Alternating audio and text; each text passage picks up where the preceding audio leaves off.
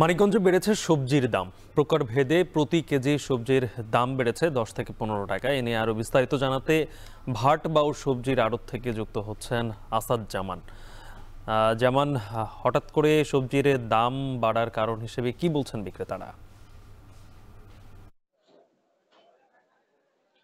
গালিব, আপনি যেমনটি বলছিলেন, আমি এখন রয়েছি মানিকগঞ্জের ভাটবাউ সবজির আড়তে। মূলত একেবারে ভোর থেকে কিন্তু এখানে আড়তে কিন্তু বেচাকিনি শুরু হয়। আর এখান থেকে যারা খুচরা বিক্রেতা রয়েছে তারা কিন্তু এখান থেকে সবজি কিনে কিন্তু তারা বিভিন্ন যে বাজারগুলো হচ্ছে সেগুলো কিন্তু বিক্রি করে।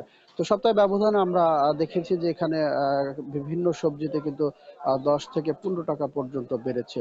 তো বিক্রেতাদের সাথে কথা বলেছি, তারা জানিয়েছেন যে টানা বৃষ্টির কারণে কিন্তু অধিকাংশ যে মানিকগঞ্জে যে সবজির ক্ষেতগুলো রয়েছে সেগুলো কিন্তু প্রায় নষ্ট হয়ে গেছে, যার কারণে কিন্তু এই যে আড়ত, এই আড়তে কিন্তু সবজির সরবরাহ কমেছে, যার কারণে দামটাও বেড়েছে। আজকের বাজার দর সম্পর্কে যদি একটু বলতে চাই, যে করলা বিক্রি হচ্ছে 60 টাকা কেজিতে, শসা 40 টাকা, বেগুন যেটা লম্বা বেগুন সেটা 40 টাকা, যে গোল বেগুন রয়েছে সেটা কিন্তু আজ 60 টাকা আমরা কেজিতে বিক্রি হতে দেখেছি। এছাড়া কচুর মুখী কিন্তু আমরা মানভেদে 15 থেকে 25 টাকা বিক্রি হতে দেখেছি।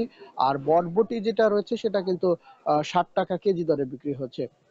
আর কাঁচামরিচের দাম বেড়ে কিন্তু আজ 150 টাকা কেজিতে বিক্রি হচ্ছে।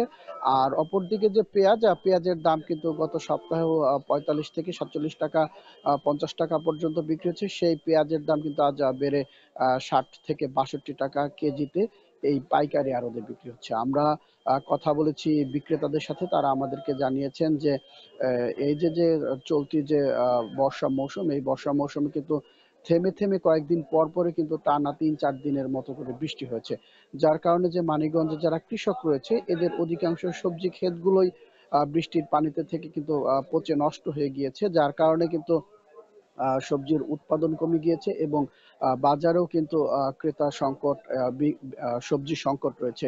অপরদিকে আমরা এই যে বাজারে এসেছি, সকাল থেকেই দেখেছি যে অন্যান্য সময় যেমন ক্রেতাদের একটা ভিড় থাকে, কিন্তু আজ কিন্তু একেবারে ভিড় নেই বললেই চলে। মানে খুবই অল্প সংখ্যক যারা ক্রেতা রয়েছে তারা কিন্তু এসেছেন।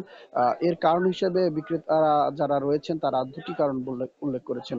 একে হচ্ছে সবজি সরবরাহ একেবারেই কম এখানে। মানিকগঞ্জ থেকে যুক্ত ছিলেন সহকর্মী আসাদ জামান।